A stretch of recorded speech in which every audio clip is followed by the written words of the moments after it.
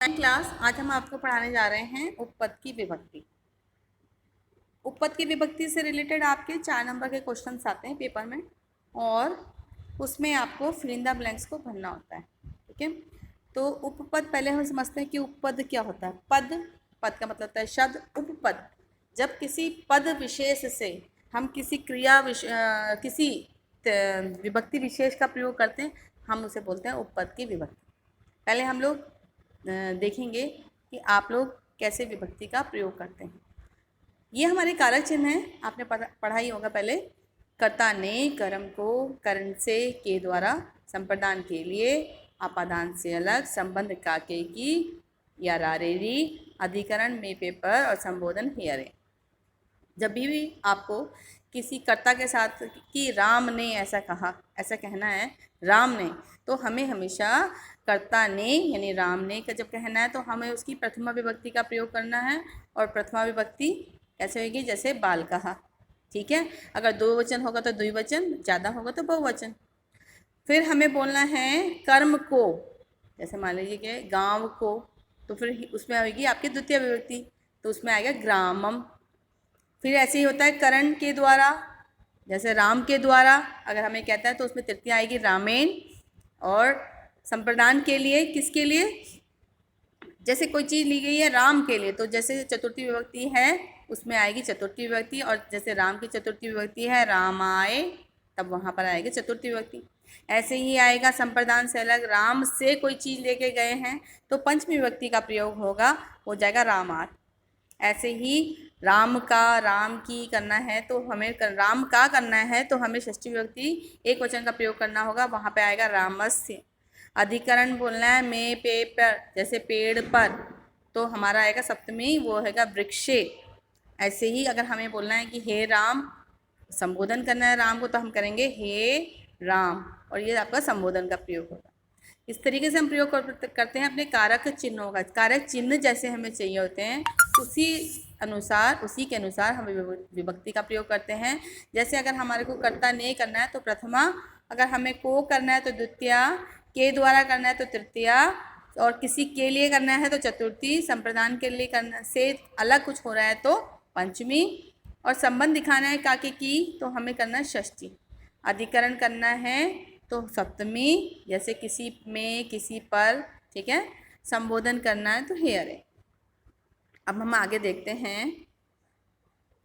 ऐसे तो अभी तो हमने कारक चिन्हों के हिसाब से प्रयोग किया, लेकिन जब हमारे को किसी पद विशेष से प्रयोग करना पड़े, जैसे कि अगर परितः, समया, निक्षा, प्रति, विना शब्द आ रहे हैं आपके संस्कृत में, और उससे पूर्व का जो शब्द है उसमें हमेशा सर्वथा द्वितीय विभक्ति का ही प्रयोग होगा। वहाँ कर्म को, करने को का सेंस आए या ना आए, को करने के लिए चिन्ह प्रयोग हो रहा है चाहे नहीं हो रहा है, लेकिन ये परितः, समय, निक्षा, प्रति और विना शब्द आ गए तो आपको हर हाल में द्वितीय विभक्ति का प्रयोग करना है। जैसे रामम। तृतीया अगर सह, साकम, समम, सार्थम, विना, अलम यदि आपके आए तो उससे पूर्व के शब्द में, पद में हमें तृतीय विभक्ति का ही प्रयोग करना है। जैसे रामेन, बालकेन। ठीक है, ऐसे ही रुच, दा, दा मतलब देना, यच, दा की रूप कैसे देते हैं, यचती, यचता करके। दा, नम या कुप, कुप मतलब क्रोधित, और नम मतलब नमस्कार, रुच मतलब अच्छा लगना। अगर इनसे रिलेटेड कुछ भी आ रहा है, ये शब्द आ रहे हैं, तो हमें उनसे पूर्व वाले शब्द में हमेशा चतुर्थी विभक्ति का ही प्रयोग करना है। एक वचन, द्विवचन या बहुवचन ये हमें देखना पड़ेगा, वाक्य के आधार पर किया जाएगा, लेकिन प्रयोग हमेशा चतुर्थी विभक्ति का हो। ऐसे ही बिना, बही, भी और रक्ष के योग में, यानी कि अगर ये शब्द आए तो इससे पूर्व के शब्द में हमें पंचमी विभक्ति का ही प्रयोग करना होगा। षष्ठी विभक्ति आएगी ऊपरी, अधा, पुरता, पृष्ठ से। ऊपर, नीचे, ऊपरी मतलब ऊपर, अधा मतलब नीचे, पुरता मतलब आगे, पृष्ठ मतलब पीछे। अगर ये पद आए आपके, ये शब्द आए तो उससे पूर्व वाले शब्द में हम हमेशा षष्ठी विभक्ति का ही प्रयोग करेंगे। ऐसे ही स्नेह, निपुण और विश्वस, ये आने पर हमेशा उनसे पूर्व वाले शब्द में सप्तमी विभक्ति का ही प्रयोग होगा। चलिए कुछ एग्जाम्पल देखते हैं इसके। ये उपपद की विभक्ति आपकी नई नहीं है बेटा, आप लोगों ने 7वीं कक्षा में भी इसे पढ़ा है, और अब इसका प्रयोग ज़्यादा आएगा। जैसे पदम आश्रित्यम या विभक्ति सा उपपद विभक्ति, यानी कि जब विभक्ति किसी पद पर आश्रित हो, किसी पद की वजह से लगे, किसी शब्द की वजह से लगे, हम उसे, वो है उपपद की विभक्ति। जैसे फॉर एग्जाम्पल नीचे हमने सेंटेंस दे रखे हैं आपके, उभयत, परित, सर्वत, प्रति, निक्षा और धिक, इन सभी शब्दों के आने पर, इनमें से किसी एक भी शब्द के आने पर हमें उससे पूर्व वाले शब्द में उसकी द्वितीय विभक्ति का प्रयोग करना है। पहले हम इनके मतलब देखते हैं। उभयता का मतलब है दोनों ओर, परिता मतलब चारों ओर, और सर्वता मतलब सभी तरफ, प्रति का मतलब है किसी की ओर, और निक्षा मतलब समीप में, दिक मतलब धिक्कार, जब हम निंदा करते हैं किसी की। ठीक है, देखिए उभयता का प्रयोग देखिए, दोनों तरफ, उसका अर्थ है नदीम उभयता वृक्षा संति। यहाँ पे उभयता शब्द आने की वजह से नदी में द्वितीय विभक्ति का प्रयोग हुआ है। नदी की द्वितीय विभक्ति नदीम कर दी गई है। नदी के दोनों ओर पेड़ हैं। अब आना तो ऐसे चाहिए था, नदी के में तो षष्ठी आनी चाहिए थी काके की के हिसाब से, लेकिन उभयता की वजह से नदी में द्वितीय विभक्ति हुई है, नदीम हो गया। विद्यालयम परिता प्राचीरम अस्ति, विद्यालय के चारों ओर प्राचीर हैं। विद्यालय के, यहाँ पे भी षष्ठी विभक्ति आनी चाहिए थी, लेकिन परिता की वजह से विद्यालय में द्वितीय विभक्ति का प्रयोग है, विद्यालयम। गांव के सभी ओर कृषि क्षेत्राणि संति, खेती के खेत हैं, खेती वाले खेत हैं। तो सर्वता के, गांव के में भी आपको षष्ठी आनी चाहिए थी, लेकिन क्योंकि सर्वता यहाँ लगा हुआ है इसलिए यहाँ पे द्वितीय विभक्ति का प्रयोग हुआ और शब्द बना ग्रामम। ठीक है, छात्र विद्यालय छात्र विद्यालयम प्रति गच्छति, छात्र विद्यालय की ओर गच्छति जा रहा है। ठीक है, तो यहाँ पे प्रति के योग में विद्यालय में क्या किया है, द्वितीय विभक्ति की है। अब छात्र विद्यालय की ओर, तो विद्यालय की में तो षष्ठी आनी चाहिए थी, लेकिन यहाँ पर क्या किया गया है, द्वितीय किया गया है, क्योंकि यहाँ पे प्रति के योग से यहाँ पे विद्यालय में द्वितीय विभक्ति का प्रयोग हुआ है। विद्यालयम निक्षा उद्यानम अस्ति, विद्यालय के निकट उद्यान है, लेकिन के की जगह पे, षष्ठी की जगह पे निक्षा के योग से यहाँ पे विद्यालयम में द्वितीय विभक्ति का प्रयोग है। ये आपकी उपपद की विभक्ति है।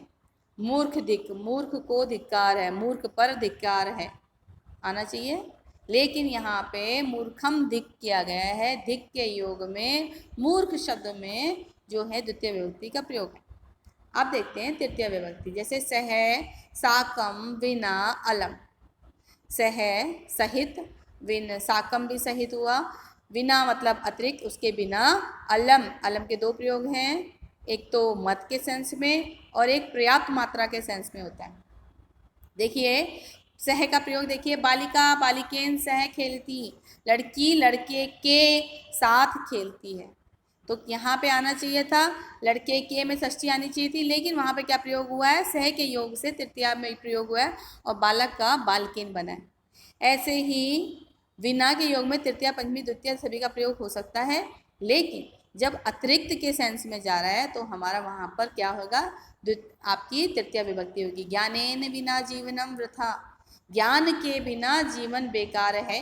तो ज्ञान के आधार पर तो षष्ठी आनी चाहिए थी ज्ञाने, लेकिन यहाँ पे आई है ज्ञानेन तृतीय विभक्ति। क्यों, क्योंकि विना के योग में उससे पूर्व पद पर क्या किया गया है, तृतीय विभक्ति का प्रयोग किया गया है। वारण, विवादेन अलम, झगड़ा मत करो, अलम का मतलब मत करो के सेंस में आ गया, तो यहाँ पे विवाद में क्या आया, विवादेन तृतीय विभक्ति। ठीक है, मल्लाह मल्लाय अलम, मल्लाह मल्लाय, मल्लाय के लिए काफ़ी है, मल्लाय के लिए काफ़ी है। अब यहाँ पे आपके लिए के सेंस में आता है, वैसे तो वैसे ही सेंस आ रहा है, लेकिन अलम के योग से यहाँ पे चतुर्थी विभक्ति आई है, मल्लाय। देखिए ये बहुत अच्छा है। अगले वाला नमा, नमा के योग में जो नमा से पूर्व शब्द है उसमें सर्वथा नम जो है चतुर्थी विभक्ति का प्रयोग होता है। पितृदेवाय नमा, पिता पितृदेव के लिए नमस्कार। ठीक है, ये आपको बहुत अच्छे से पता है। जैसे आप हम बोलते हैं ओम नमः शिवाय, तो नमा के योग से शिव में शिवाय आ रहा है। शिव को नमस्कार होना चाहिए तो द्वितीय विभक्ति का प्रयोग होना चाहिए था, लेकिन शिव के लिए नमस्कार किया गया है क्योंकि नमा के योग में शिवाय, शिव में चतुर्थी लगी है। ऐसे ही ओम सूर्याय नमः, नमा के योग में सूर्य में भी चतुर्थी लगी है। बाहर, बही, विद्यालयात बहिः बालका खेलन्ति, विद्यालय के बाहर बालक खेल रहे हैं। होना चाहिए था विद्यालय के में षष्ठी आनी चाहिए थी, लेकिन बही के योग में विद्यालयात आया है, क्योंकि विद्यालयात उसकी पंचमी विभक्ति है। बही के योग में हमेशा सर्वथा पंचमी का प्रयोग होगा। अब देखिए, वृक्षस्य उपरि मर्कटा क्रीडन्ति, पेड़ के ऊपर मर्कटा, मर्कटा मतलब बंदर, क्रीडन्ति खेल रहे हैं। तो यहाँ पे ऊपरी के योग में वृक्षस्य, पेड़ पे वृक्ष की षष्ठी विभक्ति का प्रयोग हुआ है, वृक्षस्य। और वृक्षस्य अधः पथिका उपविशति, पेड़ के अधः, अधः मतलब नीचे, पथिका मतलब राहगीर, यात्री, उपविशति मतलब बैठता है। ठीक है, अधः के योग में पेड़ के षष्ठी विभक्ति का प्रयोग हुआ है, वृक्ष की षष्ठी विभक्ति वृक्षस्य बनती है। ऐसे ही भीतर, अंतः जो शब्द है उसका अर्थ है भीतर, और अंतः के योग में षष्ठी विभक्ति का प्रयोग हुआ। विद्यालय से अंतः छात्रा पठन्ति, विद्यालय के अंदर छात्रा, बहुत सारी छात्राएं पठन्ति पढ़ रही हैं।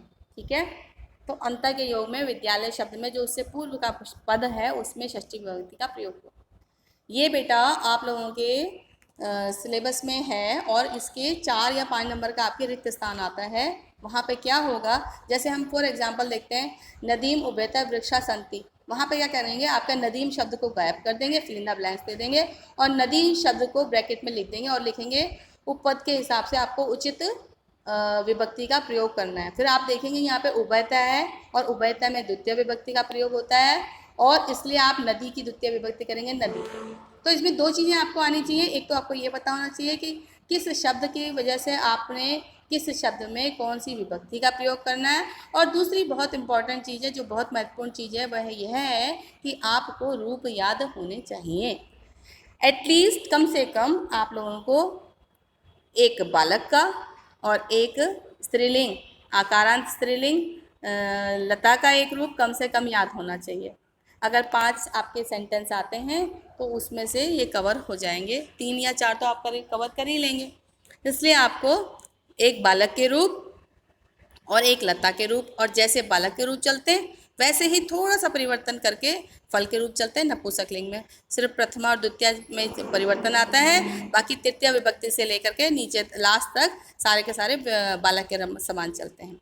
तो ये आपकी उपपद की विभक्ति हमने आज आपको पढ़ाई है। ये आप एज इट इज़ पहले तो आपको अपनी कॉपी में नोट कर लेंगे, इसीलिए मैंने आपको पहले PDF भेजा हुआ है। अगर आपको वीडियो से समझ नहीं आएगा, आप पहले PDF को नोट कर लेंगे, फिर आप वीडियो देखेंगे, और फिर उसके बाद में आप नीचे बालक के, फल के और लता के रूप लिखेंगे। और बेटा डेली, प्रतिदिन आपको उसकी 2-2 विभक्ति याद करने चलनी है। जैसे कि बालका है, बालको बालका, बालकम बालको बालकान, इसको आपने बोलना है, और आप हर दिन के हिसाब से 2-2 विभक्ति करते चलेंगे तो आपको याद हो जाएंगी। साथ ही आपने क्या करना है, एक एक विभक्ति को कम से कम 5-5 बार बोलना है। जब आप 5-5 बार बोलेंगे तभी आपको वो कहानी बिल्कुल गाने की तरह से याद होएगी। ओके, आज के लिए पर्याप्त है, पर इतनी पढ़ाई है आपकी।